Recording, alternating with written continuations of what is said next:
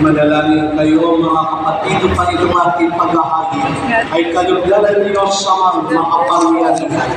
Nang ginawa ng Panginoon itong paghahagi sa iyo mga kamay sa kapurihan niya at arangalan sa ating kapakinabangan at sa buong sambayanan ng banal.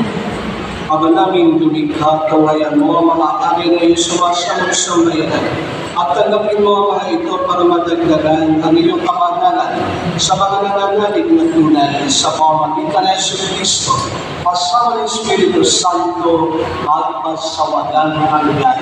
Amen. Sumainyo ang Panginoon At sumayin, at sa Diyos sa inyong mga puso at diwa. itinaas na namin sa Panginoon. Pasalamatan natin ang Panginoon ating Diyos.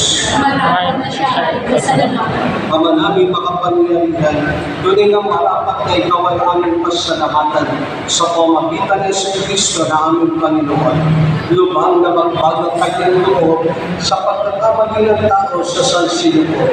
Kaya pinabuti niyang siya'y ipanganak na biran bukod mong pinagpala sa babaeng lahat.